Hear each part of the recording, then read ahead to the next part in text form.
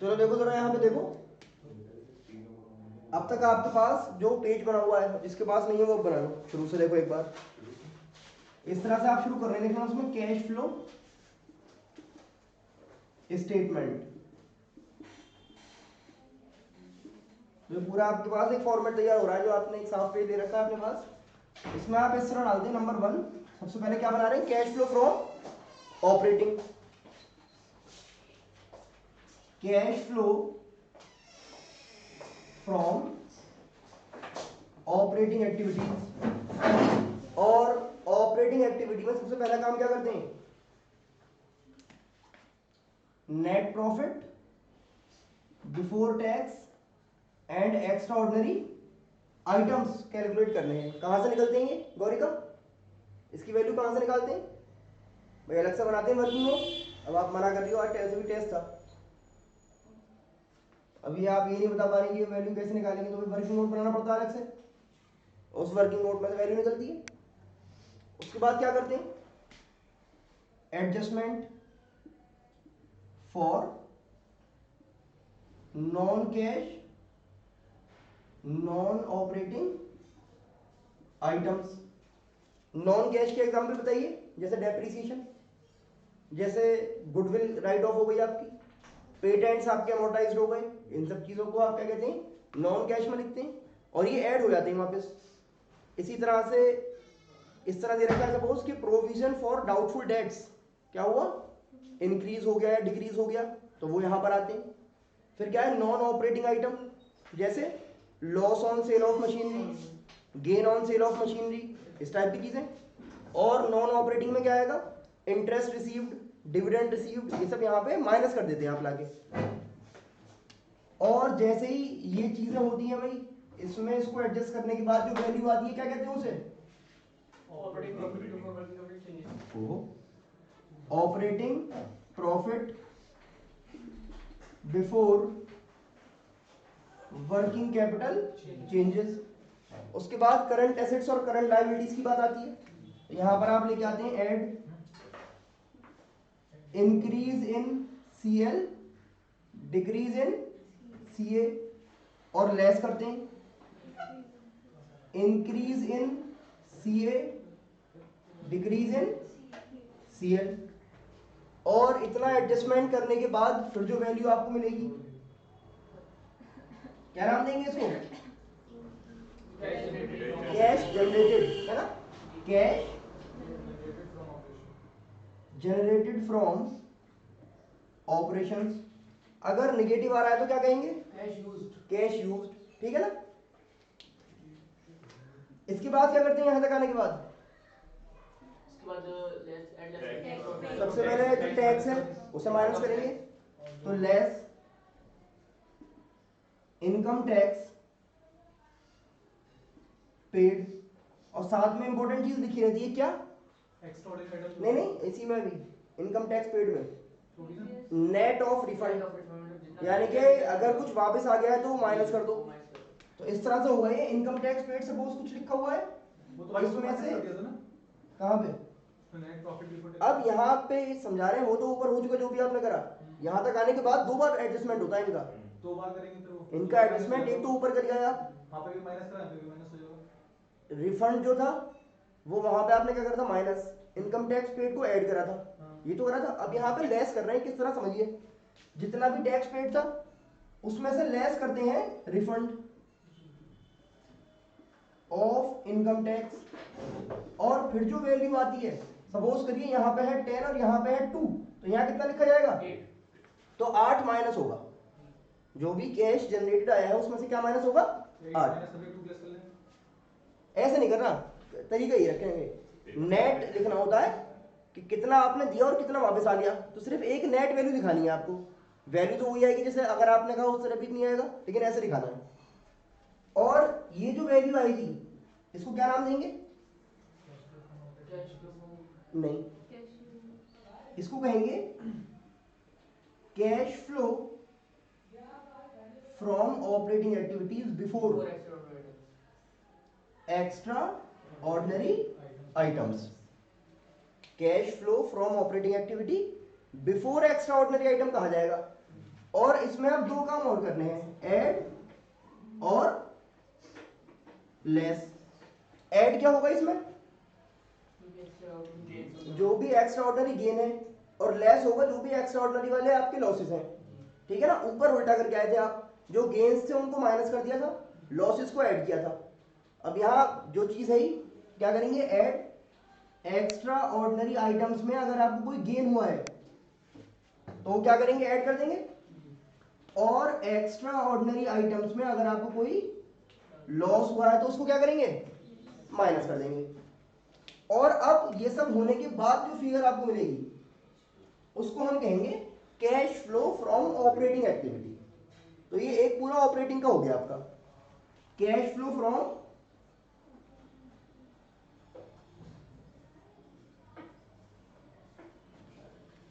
करो जल्दी लिखो, कैश फ्लो फ्रॉम ऑपरेटिंग आ गया ये। फिर यहां पर ये पॉइंट नंबर 1 चल रहा था अभी, अब पॉइंट नंबर 2 स्टार्ट होगा आपका। पॉइंट नंबर 2 क्या है, cash flow from investing activity. ये स्टार्ट कर रहे हैं, cash flow from investing activity.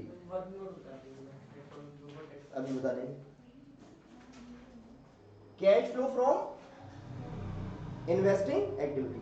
Investing में स्पेशल क्या देखना है कि जो आपकी फिक्स एसेट्स है, तो फिक्स एसेट्स अगर आप परचेज कर रहे हैं तो आउटफ्लो होगा, फिक्स एसेट को सेल कर दिया तो इनफ्लो होगा। अच्छा, जब आपने फिक्स एसेट में इन्वेस्ट किया तो वहां से कभी कभी आपको इनकम भी होनी शुरू हो जाएगी, लिखा हुआ मिलता है इंटरेस्ट रिसीव, डिविडेंड रिसीव, तो वो भी इसी में आएगा इन्वेस्टिंग वाले में। यहाँ पे देख रहे हैं आप, इसमें क्या क्या लिखेंगे आप, यहाँ पे देखिए इनफ्लोस कहाँ कहाँ से होने और आउटफ्लो कहाँ कहाँ से होंगे। तो लिखिए, देखिए प्रोसीड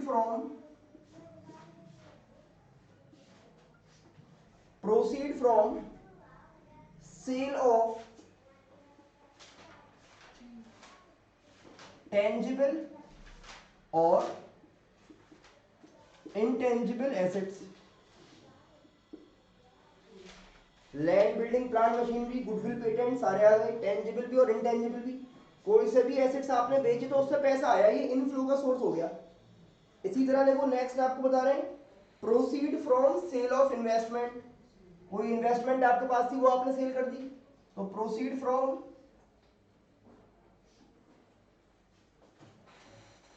सेल ऑफ इन्वेस्टमेंट। अच्छा, इसमें हम ये जो बात कर रहे हैं इन्वेस्टमेंट की, वो करंट इन्वेस्टमेंट नहीं लेना आपको, जो नॉन करंट इन्वेस्टमेंट है उनकी बात चल रही है। क्योंकि करंट इन्वेस्टमेंट या फिर मार्केटेबल सिक्योरिटी या शॉर्ट टर्म इन्वेस्टमेंट कुछ भी कह लो, वो किसका पार्ट होता है, कैश एंड कैश इक्विवेलेंट का। किसका पार्ट होता है, तो वहां पे ट्रीट होगा।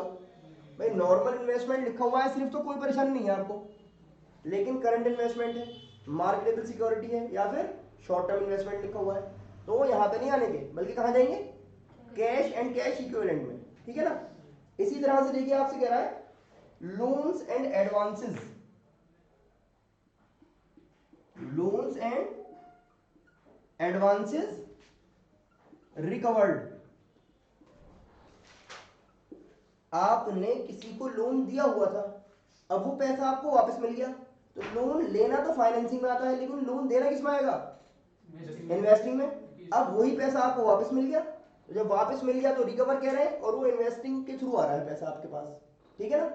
इसी तरह देखिए आप कह रहे हैं receipts of income from investment. जो आपने इन्वेस्टमेंट किए हैं, कहीं पे आपने शेयर्स खरीदे, डिबेंचर खरीदे, किसी को लोन दिया, तो उन पे आप कुछ मिलना शुरू होगा आपको, भाई इंटरेस्ट मिलेगा, डिविडेंड मिलेगा। और मैंने आपको एक एग्जांपल बताई थी कि आपने क्या करा, एक प्रॉपर्टी खरीदी और वो छोड़ दी वहां पे, और उसको रेंट पे दे दिया, और वहां से रेंट आने लगा। तो प्रॉपर्टी में आपने इन्वेस्ट किया था ना, और इन्वेस्ट करने के बाद वहां से आपको पैसा आना शुरू हो गया। ये आपका मेन बिजनेस नहीं था, लेकिन खाली जगह में पड़ी हुई थी, आपने किसी को किराए पे दी थी, वहां से पैसा आना शुरू हो गया। तो ये भी इन्वेस्टमेंट से होने वाली इनकम मानी जाएगी जो रेंट आ रहा है, सही है। इसी तरह देखो यहां पे बता रहे हैं rent received, rent received from property, held as investment, कोई भी ऐसी प्रॉपर्टी जो आपने इन्वेस्टमेंट के तौर पर खरीदी थी और वहां से रेंट आना शुरू हो गया तो वो इसी में काउंट होगा, ठीक है ना। Rent received from property held as investment, पूरी बात लिखनी है। फिर आपसे कह रहे हैं देखो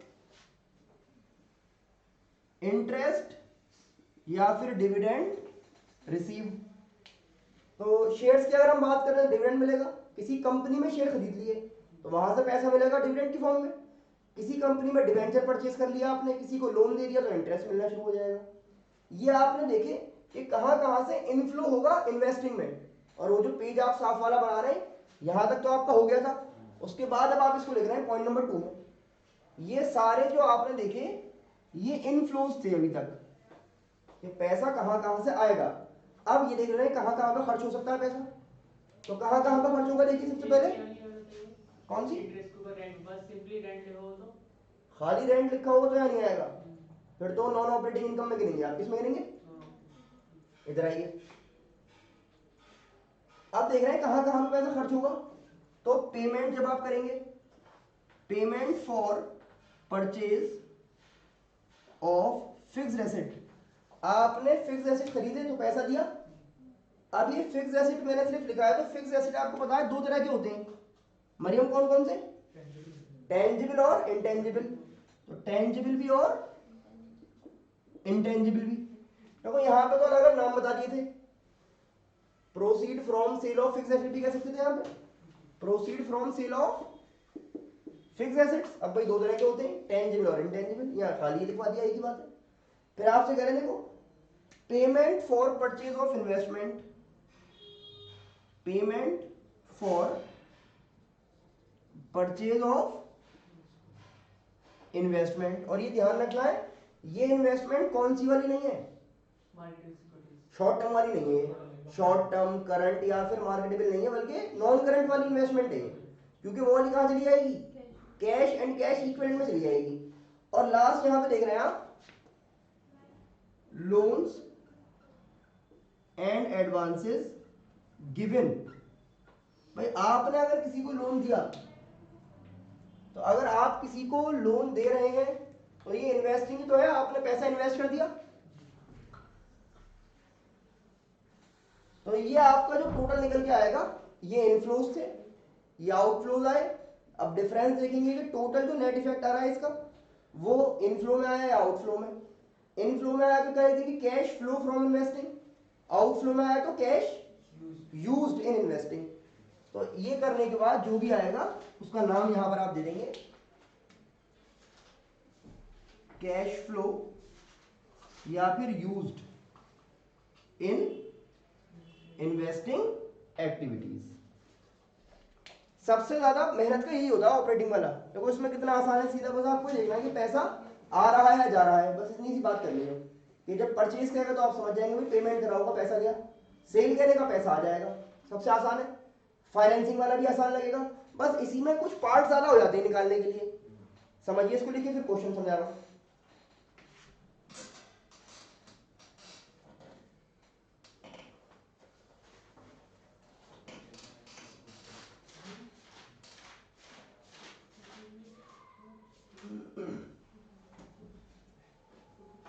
सबने लिख लिया, हटा दो,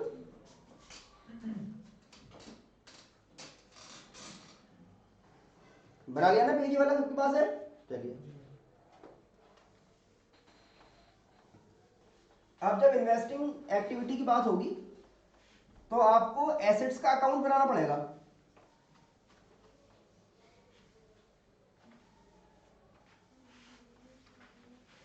ये अकाउंट आप पहले भी बना रहे थे जब डेप्रिसिएशन निकालना होता था और गेन या लॉस निकालना होता था।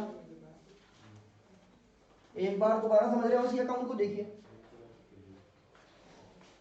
11वीं क्लास में डेप्रिसिएशन वाला चैप्टर जो था उसके हिसाब से बनना है, जरा समझ लीजिए एक बार क्या बनाना सिखा रहे हैं। फिक्स्ड एसेट का अकाउंट, देखो फिक्स्ड एसेट का अकाउंट जब आप बनाएंगे, कुछ कहना चाह रही हो, तो दो तरह से बनेगा। दो तरह से कैसे, कि आप जो एसेट्स को शो कर रहे हैं बैलेंस शीट में वो किस वैल्यू पर शो कर रहे हैं, ओरिजिनल कॉस्ट पे शो कर रहे हैं या फिर बुक वैल्यू पर शो कर रहे हैं।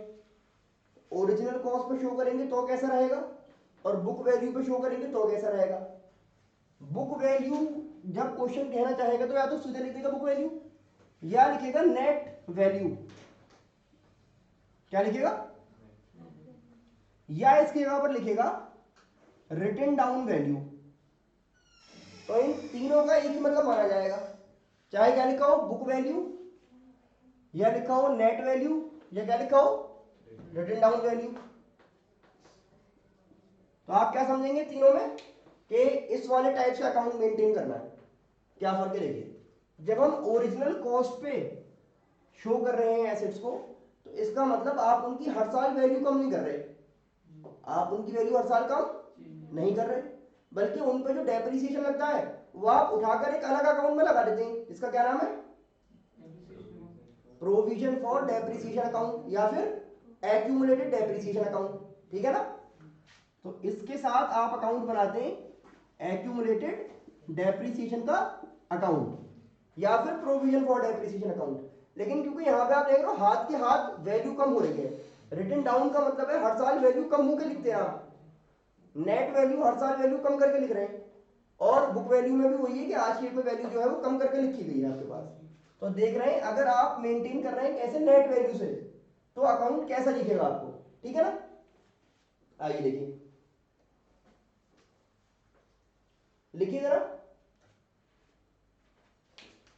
when fixed asset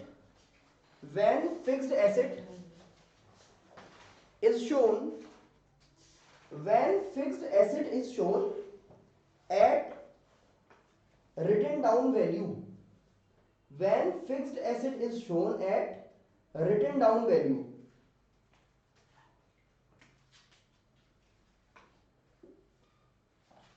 तो अकाउंट किस तरह नजर आएगा देखिए इधर,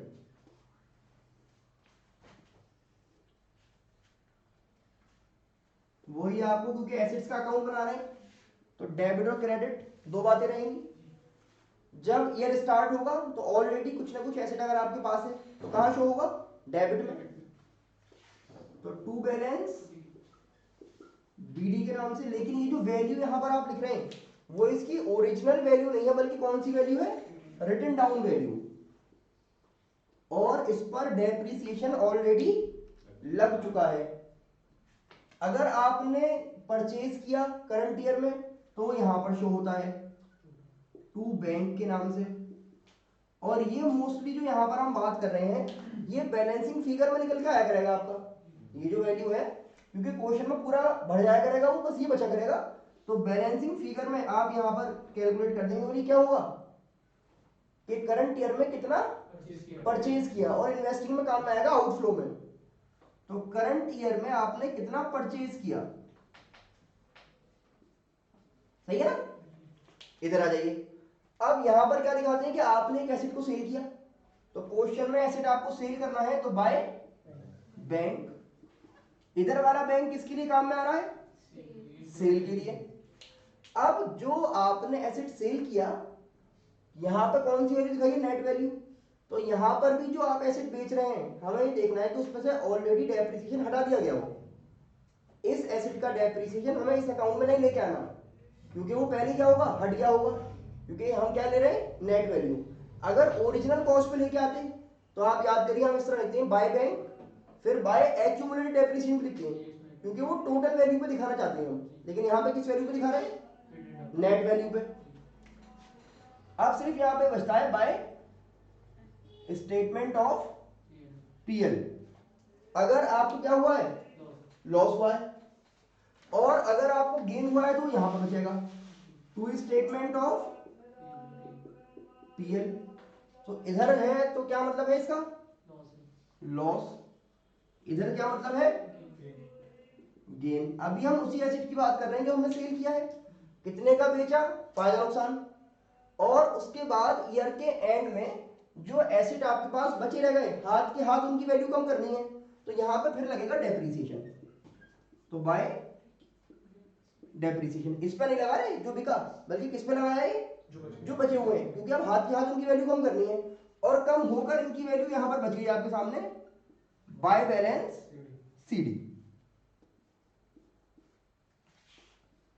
कुछ इस तरह से बनेगा आपका ये। तो ये आपको जो कैलकुलेट आपने किया, इन्वेस्टिंग का आउटफ्लो बन जाएगा, ये जो आया है इन्वेस्टिंग का इनफ्लो है, बेचकर पैसा आया, और ये जो लॉस या गेन है ये कहां पे काम में आता है, नॉन ऑपरेटिंग वाले आइटम में, हाँ स्टार्टिंग में जाके। और ये जो डेप्रिसिएशन निकल कर आता है ये कहां पर काम में आता है, ये भी वहीं पे आता है जो ऐड करते हैं आप डेप्रिसिएशन। तो ये हमने देखा कि अगर book value, net value, return down value की बात कर रहे हैं तो ये वाला अकाउंट नहीं है हमारे पास, सिर्फ एक ही अकाउंट बनेगा जिसका नाम क्या है, फिक्स्ड एसेट अकाउंट। अब क्वेश्चन के हिसाब से फर्नीचर अकाउंट हो सकता है, ये प्लांट एंड मशीनरी अकाउंट हो सकता है, लैंड बिल्डिंग हो सकता है, जो अच्छा लगे क्वेश्चन में जो दे रखा हो वो यहाँ पर नाम लिख देंगे आप। बनाने का तरीका ये रहेगा, क्या देखना है इसमें एक्यूमुलेटेड डेप्रिसिएशन नहीं है क्योंकि नेट वैल्यू पे बना रहे हैं इसको, इसको बनाइए फिर दूसरा समझा रहे हैं।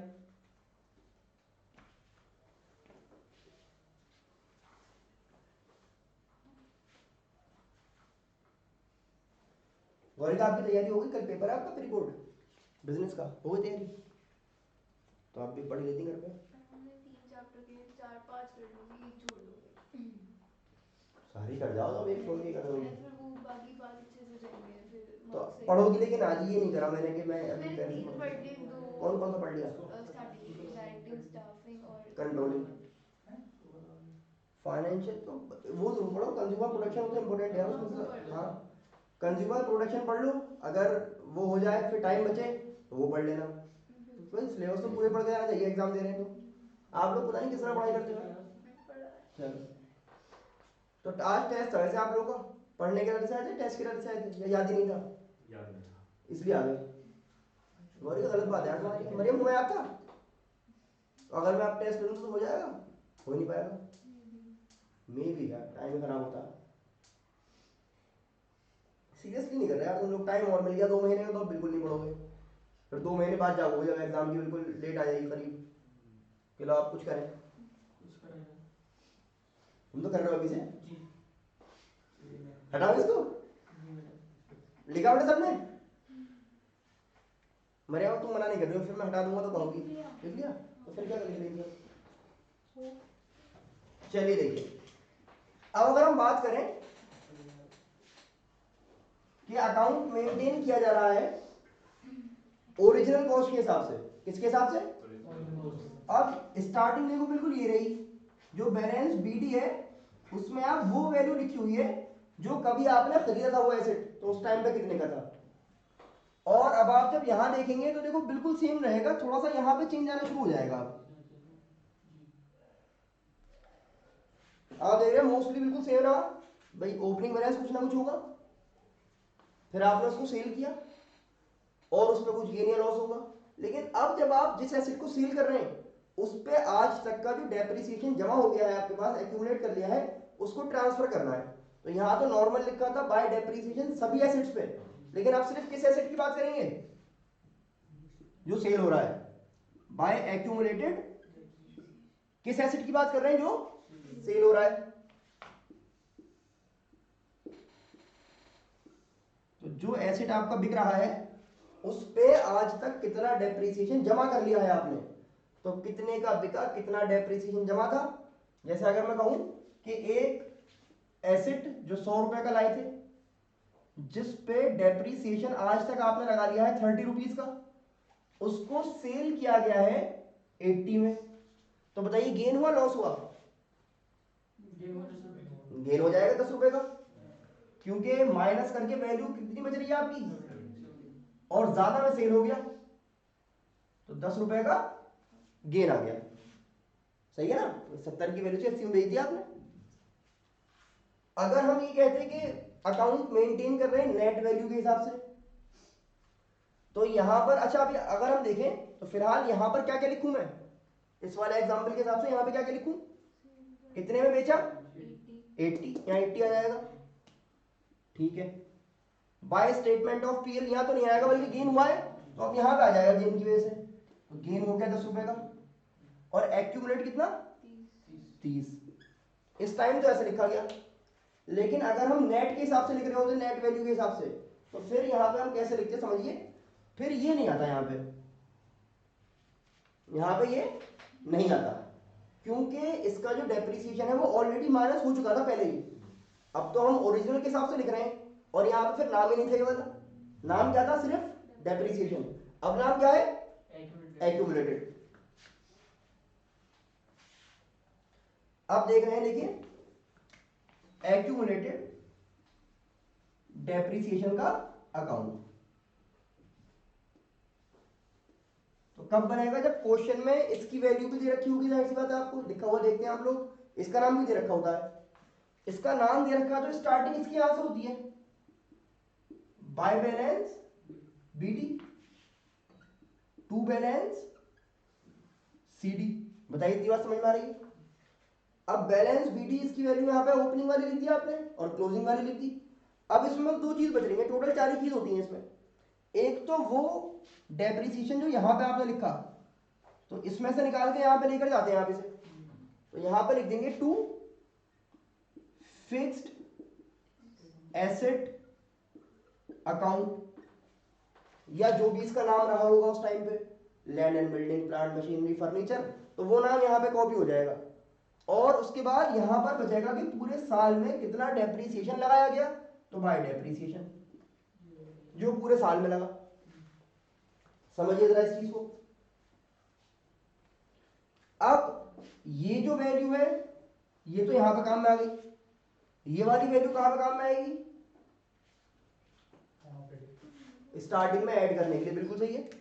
तो जो आप नॉन कैश आइटम को ऐड करते हैं तो स्टार्टिंग में जाके ऐड करने के काम पे ये आएगा, ना कि ये वाला, क्योंकि ये और ये तो इधर एक है पूरे, इनकी हेल्प से तो ये निकाला आपने प्रॉफिट या लॉस कितना आ रहा है इसमें फिल करने के बाद। तो दो अकाउंट बनाए जाएंगे, ओरिजिनल कॉस्ट के हिसाब से दो बनने हैं, और अगर खुद ही कम करके दिखा रहे हैं तो फिर इसकी जरूरत ही नहीं है, क्योंकि आप हर साल ही कम कर देते हैं, इसमें तो आप जमा करते हुए चल रहे हैं। अब देखिए फिर क्वेश्चन समझा रहा हूं।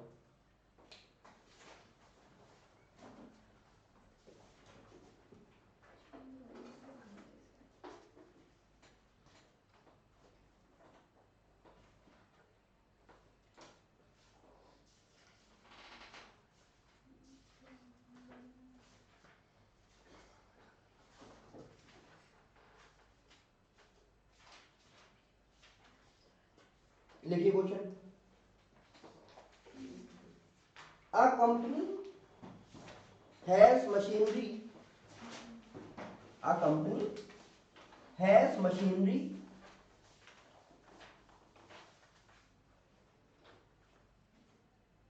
written down value of which, written down value of which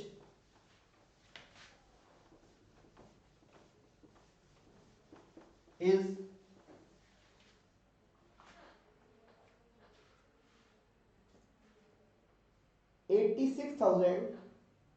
86,000 as on 1 अप्रैल 2020।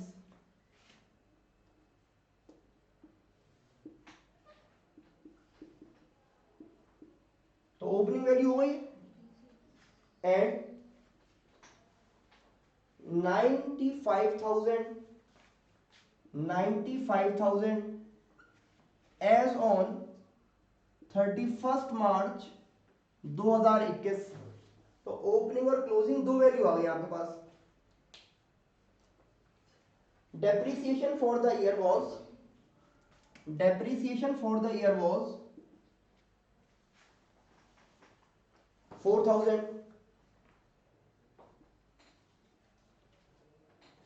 आगे चलने से पहले जरा मुझे बताइए ये डेप्रिसिएशन किस चीज का लग रहा है आपको, जो मशीन हम बेचने वाले हैं अभी आगे क्वेश्चन में, या इसी वैल्यू पे लग रहा है? तो ये जो आपके पास पूरे साल मशीन रही उस पर कितना डेप्रिसिएशन ये बताया जा रहा है। और आप देखिए अकाउंट में चेक करिए, हमने ये बताया है कि उस अकाउंट में हम ये वाला डेप्रिसिएशन लिखते हैं कि पूरे साल जो मशीन आपके पास थी उस मशीन पे कितना लगा, ना कि एक्यूमुलेटेड वाला पूरे साल कितना लगा ये बताया गया है। लिखिए आगे, in the beginning of the year, in the beginning of the year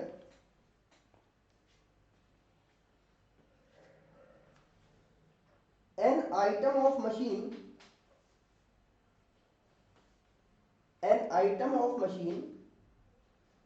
was sold for 2500, which had a written down value, which had a written down value of 2000.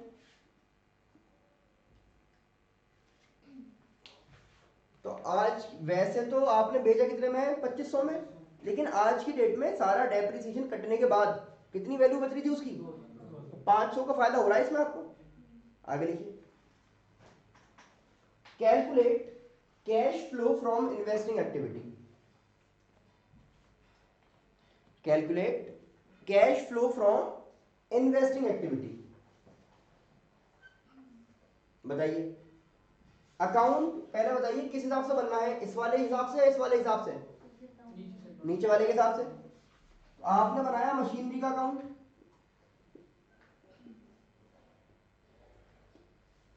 और सबसे पहले क्या लिखना है इसकी, ओपनिंग और क्लोजिंग वैल्यू। तो to balance BD और बाय बैलेंस। अच्छा एक बात और, आप लोग जो क्वेश्चंस हैं जिनमें जर्नल बनानी है आपको, जैसे डिबेंचर वाले चैप्टर में, डिसोल्यूशन में, रिटायरमेंट में, डेथ में, इन सब में जर्नल है छोटी छोटी सी। तो हर जर्नल एंट्री के साथ उसका नरेशन किस तरह लिखना है वो भी ध्यान रखना है, क्योंकि एग्जाम में जरूर लिख के आइएगा नरेशन, कोई ज्यादा देर नहीं लगती है। जब आप एंट्री लिख रहे हैं तो हल्की सी राइटिंग में, ये नहीं कह रहा वो बहुत सुंदर सा बनाना है, बहुत टाइम लगना है उसमें, 10 से 20 सेकंड लगेंगे एक एक को लिखने में।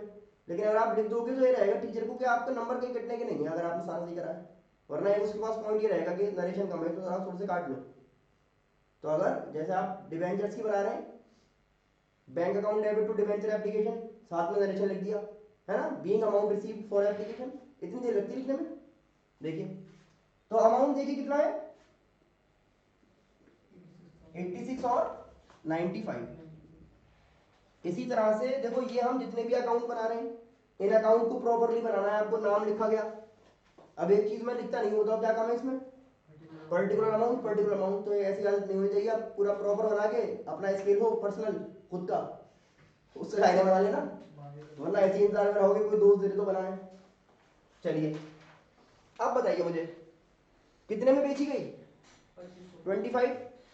तो बाय बैंक 25 आ गया, और फायदा नुकसान देखना है तो गेन हो रहा है, तो 2 स्टेटमेंट ऑफ पीएल ब्रैकेट में दिखा दिया, किसकी बात कर रहे हैं, गेन ऑन सेल 500। गौरी का कुछ कम लग रहा है इसमें आपको, पूरा हो गया, अभी और भी कुछ कम लग रहा है मुझे, ये डेप्रिसिएशन रह गया पूरा 4000 का, अब वो यहाँ पे आएगा पहले, बाय डेप्रिसिएशन 4000। मरियम क्या ऐसा नहीं लग रहा कि ये भी कहीं लिखा जाना चाहिए, हाँ सही है, बढ़िया, ये नहीं लिखेंगे, ये तो इसके अंदर ऑलरेडी है, ये वैल्यू इसके अंदर ऑलरेडी है, क्योंकि हमारे पास साल के शुरू में इतनी थी, इसमें से एक मशीन थी जो 2000 की थी जो इतने में बेची गई। तो ये बात समझ नहीं आपको कि क्या चाहिए वैल्यू। अब टोटल करके देख लीजिए, किधर, तो इधर टू बैंक के नाम से, इधर शॉर्टेज बताई जा रही है टू बैंक के नाम से 15,000 की, तो परचेज माना जाएगा, बिल्कुल सही है। और अगर इधर की बात करें तो ये क्या है, ये सेल करके जो पैसा आ रहा है। हेलो वालेकुम अस्सलाम जी, आ जाइएगा। अच्छा चलिए इंशाल्लाह कल मिलते हैं, ठीक है चलिए। हाँ भाई, अब आपको करना क्या था, कैलकुलेट करना था कैश फ्लो फ्रॉम, तो यहां देखिए हेडिंग लिखी आपने,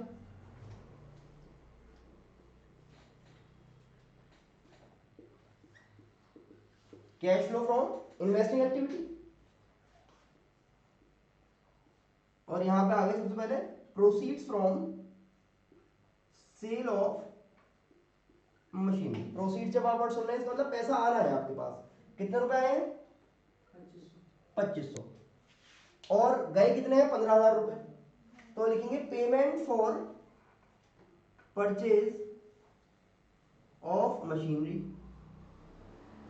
15,000, ये आउटफ्लो है आपका, तो 12,500 है ना, निगेटिव बच रहे हैं, तो कैश यूज्ड हो गया 12,500, cash used in investing activity 12,500। करिए जरा, ये हमने देखा किसके हिसाब से, बुक वैल्यू के हिसाब से या नेट वैल्यू के हिसाब से या फिर रिटर्न डाउन के हिसाब से। इसमें एक्यूमुलेटेड डेप्रिसिएशन का ना अकाउंट है ना काम में आया वर्ड उसका यहाँ पे, ठीक है ना। अगर क्रेडिट साइड बचता तो फिर क्या मालूम। अब नहीं बच सकता क्रेडिट साइड, क्योंकि जो बिकना था वो खुद ही बता चुका है कि एक मशीन बेची गई, दो बेच से तो बता था कि दो बेची हमने, तो मोस्टली इसका जो डिफरेंस निकल के आएगा ना, मिसिंग वैल्यू इधर ही आनी है, ठीक है।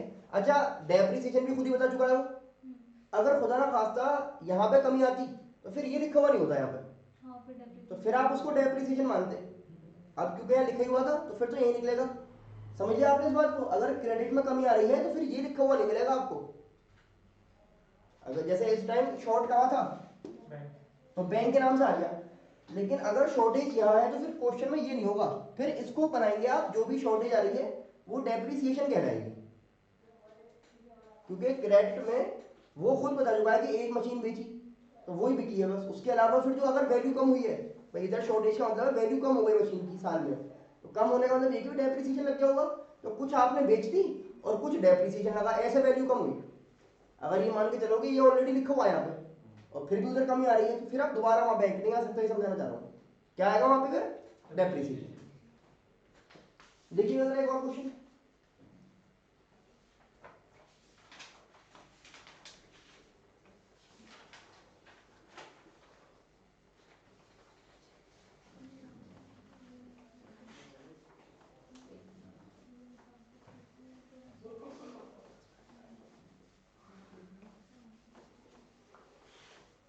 चलिए देखिए, देखिए इस तरह दे रखा है आपको,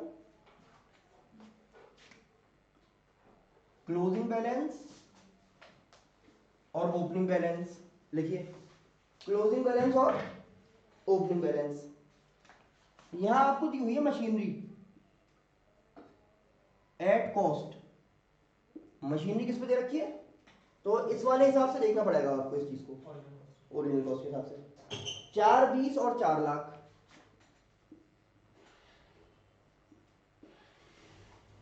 420 और 4 लाख।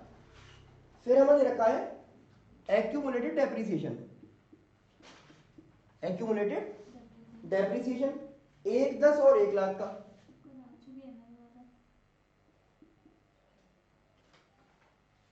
रिवाइज करवा रहा हूँ, अब आप लोग थे नहीं वरना टेस्ट शुरू हो जाता, टाइम पे आ जाते। अब पेटेंट्स क्या है, पेटेंट्स 160 और 280,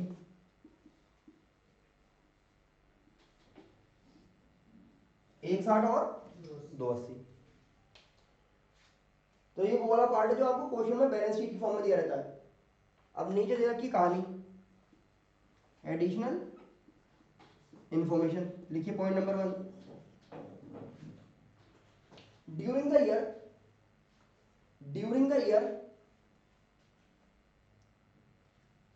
a machine costing during the year, a machine costing 40,000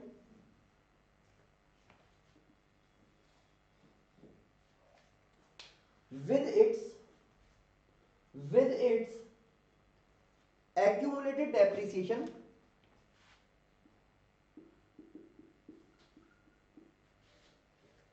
24,000, accumulated depreciation 24,000 was sold for 20,000। एक मशीन जिसकी कॉस्ट 40 थी और यहां भी देखो कॉस्ट के हिसाब से वैल्यू दे रखी है, तो इन्हीं में एक मशीन थी 40 की जिसपे अब तक कितना डेप्रिसिएशन लग चुका था, 24 का, तो आज कितनी वैल्यू रहेगी उसकी, 16, वो 20 में बेची तो 4 का फायदा हो गया। दूसरा पॉइंट लिखिए, patents patents written off were patents written off were 40,000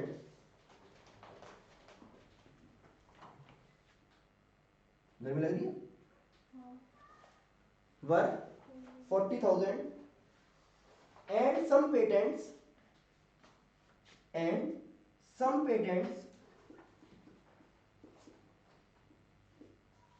and some patents were sold at a profit of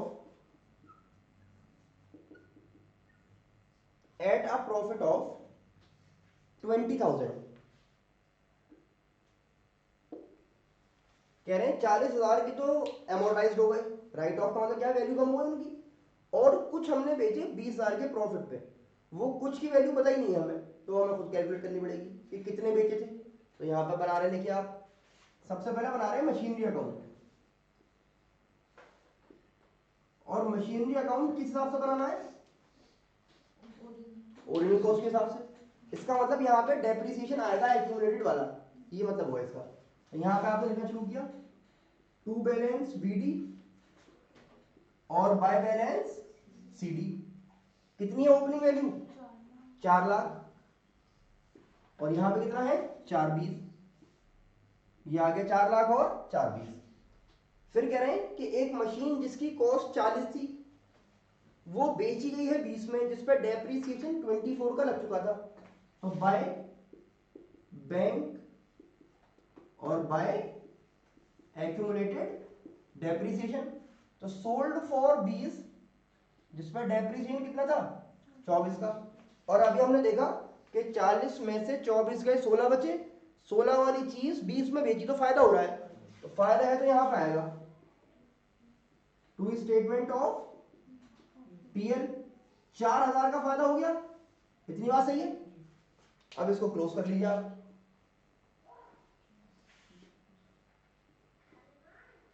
देखिए कितना आ रहा है। अच्छा देखो शॉर्ट डेट यहां नजर आएगी आपको, क्योंकि उधर तो 420 खुद ही हो गया वो, तो टू बैंक 464 टोटल आ रहा है, तो 60,000 रुपये बच रहे हैं यहाँ पे, क्योंकि 4 ये है ही, 4,04,000 60 बच रहे हैं। अगर हम चाहें तो बिना ये वाला अकाउंट बनाए आगे जा सकते हैं, क्योंकि हमें इन्वेस्टिंग की बात करनी है इस टाइम, स्पेशली इन्वेस्टिंग वाले में बेचना और खरीदना मिल चुका है आपको। इसमें से तो जब काम में आता है, जब डेप्रिसिएशन निकालते हैं, जो कहा जाता है ऑपरेटिंग में, तो आपका दिल है तो इसको पूरा बना लीजिए, लेकिन ये इस टाइम काम में नहीं आएगा। लेकिन जब आप पूरा फुल फ्लैश क्वेश्चन कर रहे होंगे बड़ा, तो उसमें तो दोनों ही बनने, यहाँ से जो चीज निकल के आएगी वो स्टार्टिंग में जाएगी, डेप्रिसिएशन जहाँ पे ऐड करते हैं आप, और बाकी चीजें यहाँ पे काम में आ जाएंगी आपके। बना दे रहे हैं एक्यूमुलेटेड डेप्रिसिएशन का अकाउंट, और यहां पे लिखा जाएगा बाय ओपनिंग बैलेंस और टू सीडी। कितना है ओपनिंग 1 लाख, ओपनिंग उधर है ना, फिर इधर आएगा 1,10, ऐसा मत करो यार। फिर आओ, अब क्या करेंगे, इसको उठा के यहां पे, तो टू मशीनरी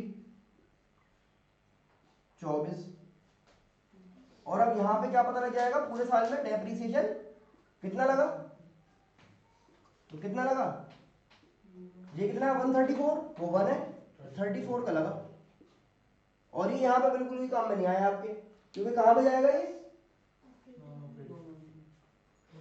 इसको हटा दो।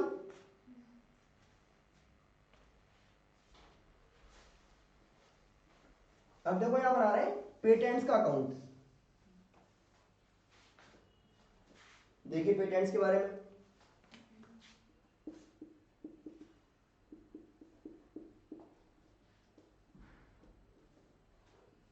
सबसे पहले ओपनिंग लिखा आपने to balance BD by balance CD. Opening कितना है देखो 280, क्लोजिंग कितना है 160। अब आप बताइए, कह रहे हैं कुछ पेटेंट्स तो अमोर्टाइज्ड हो गए, जैसे डेप्रिसिएशन होता है इस तरफ, ऐसे उधर आएगा अमोर्टाइजेशन, वैल्यू कम करनी है तो बाय अमोर्टाइजेशन। 40,000। फिर कह रहा है कुछ बेचे गए, तो बेचे हैं तो पैसे तो आया होगा, तो यहां बाय बैंक लिख के छोड़ दे रहे हैं हम। और बेचे हैं प्रॉफिट पे, ये वाला। अगर लॉस में होता तो उधर लिख दे, प्रॉफिट में है तो इधर आ जाएगा। टू स्टेटमेंट ऑफ पीएल, 20 का प्रॉफिट, 20 का गेन यहां शो कर दिया आपने। अब ये वो वाली बात आ गई कि यहां क्वेश्चन स्पेशली कह रहा है कि हमने कुछ बेचे हैं और एमोर्टाइजेशन पहले बता चुका, तो जो भी डिफरेंस है वो ये है कि भाई कितने के बेचे वो पता लग जाएगा। तो ये कितना आ रहा है देखो, 3 लाख और ये 2 लाख है, तो 1 लाख आ गया यहाँ पे। आपने 1 लाख के एसेट जो है वो बेचे, पेटेंट्स।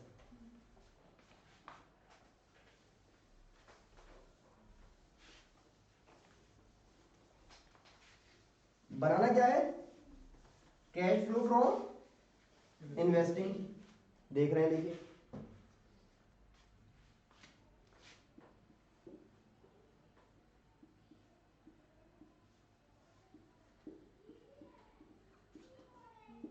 पूरे क्वेश्चन में ढूंढते हुए आना है आपको कि बैंक का नाम कहां कहां पे आ रहा है।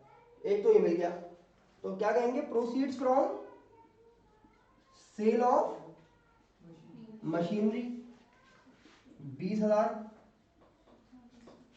फिर देखो यहां भी पैसा आया 1 लाख, तो proceeds from sale of patents 1 lakh. और यहां पे पैसा आपके पास से जा रहा है क्योंकि परचेज किया आपने, तो यहां पे आप लिखेंगे payment for purchase of machinery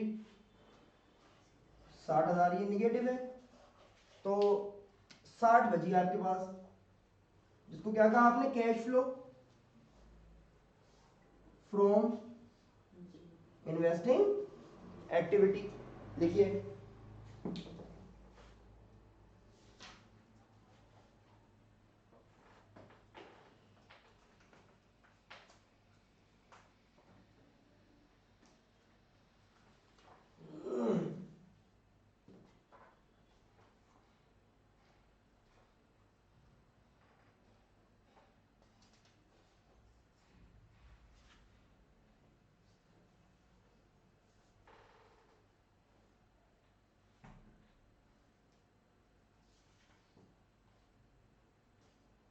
सबका हो जाएगा, तो फिर बुक निकालिए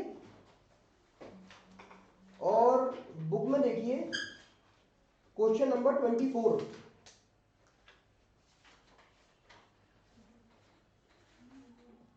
बुक में क्वेश्चन नंबर 24।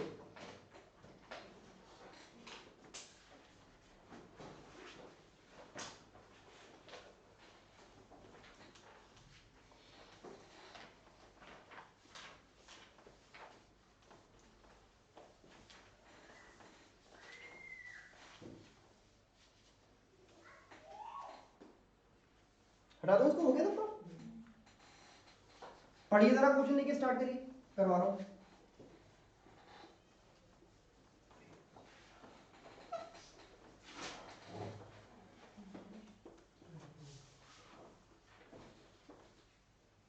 क्वेश्चन नंबर 24 की बात चल रही है। देखिए इन्वेस्टमेंट गिवन है आपको, इन्वेस्टमेंट इन डिवेंचर्स मिल गया 10 लाख और 5 लाख। फिर दे रखा है लैंड एंड बिल्डिंग, तो लैंड एंड बिल्डिंग की वैल्यू देखिए आपकी इंक्रीज हो गई 15 और 9, ओपनिंग क्लोजिंग वैल्यू दे रखी है। फिर एडिशनल में कुछ कहा गया है कि half of the investment held in the beginning of the year were sold at 10% profit, 10% की प्रॉफिट में बेचा गया। डेप्रिसिएशन लगा है लैंड एंड बिल्डिंग पे और इंटरेस्ट रिसीव हुआ है इन्वेस्टमेंट से। देखिए जरा आप ऊपर देखेंगे डिवेंचर के बारे में ओपनिंग क्लोजिंग वैल्यू दे रखी है और डिवेंचर के बारे में कहानी भी है नीचे, तो अकाउंट बनाना पड़ेगा। तो बना रहे हैं आप 10% डिवेंचर अकाउंट, और ये आपकी इन्वेस्टमेंट है, इन्वेस्टमेंट के हिसाब से बना रहे हैं।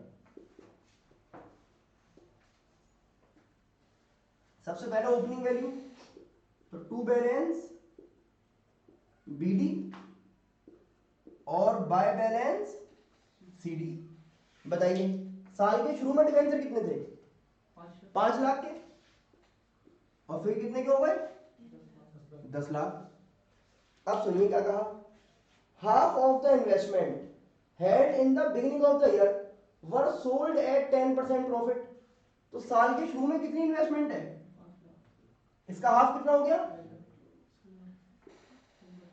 और इस 2.5 लाख पे 10% एक्स्ट्रा मिला क्योंकि प्रॉफिट में बेचा आपने, तो 25,000 रुपए एक्स्ट्रा मिले।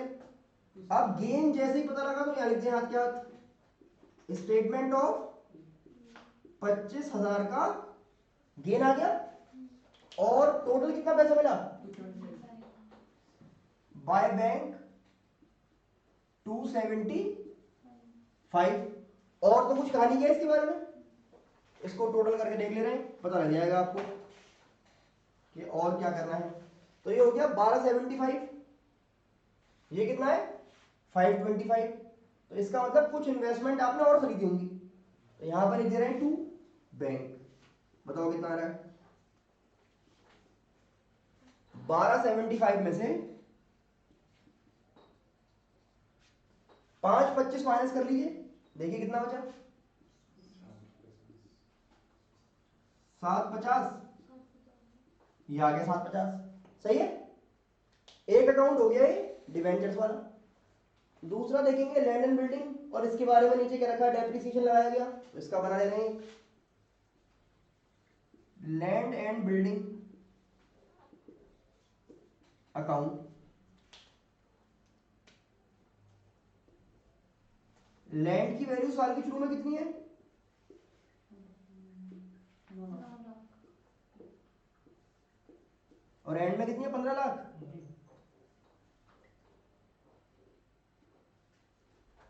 तो 9 लाख और 15 लाख आ गया। अब कह रहे हैं पूरे साल में डेप्रिसिएशन लगाया गया है 50,000 का, तो इधर लगता है बाय डेप्रिसिएशन कितना? 50,000। और इसके अलावा कुछ भी नहीं कहा क्वेश्चन में, बात खत्म हो गई। तो ये कितना है? 1550। 1550 में से 9 लाख गए, तो 650 बच गए। क्या होगा ये? To bank. अरे खरीदा है ना। उसके बाद कह रहे हैं इंटरेस्ट रिसीव्ड ऑन इन्वेस्टमेंट 75,000। ये सिर्फ यहां आ जाएगा, देखिए अब बनाना शुरू कर रहे हैं। Cash flow from investing activity. सबसे पहले यहां पे देखिए proceeds from sale of investment 275, और इधर गया आपके पास payment for purchase of investment 7.5 lakh, और यहां पर भी खरीदा आपने payment for purchase of land and building 6,50,000। तो माइनस वाली फिगर ज्यादा आ रही है, तो अल्टीमेट आंसर आपका जो है वो कैश यूज्ड आ जाना चाहिए। देखिए कितना आ रहा है? Cash used in investing activity कितना हो गया टोटल? ये 14। 12। एक चीज रह गई ना अभी, वो भी तो कहा था क्वेश्चन में कि इन्वेस्टमेंट पे इंटरेस्ट मिला, तो रिसीव कर रहे हैं तो यहां लिख दीजिए इंटरेस्ट रिसीव्ड कितना? 75। अब करिए प्लस,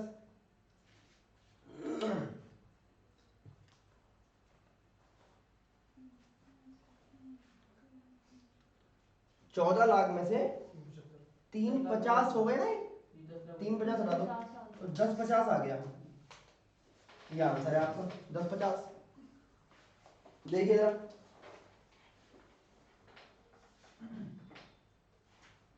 अब आप लोग एक क्वेश्चन करके दिखा दें, बहुत सारे कर लिए मैंने। पंखा खोल लो, मैंने क्वेश्चन करो 29, पंखा खोल लो 29 करके दिखा दो, करो भाई।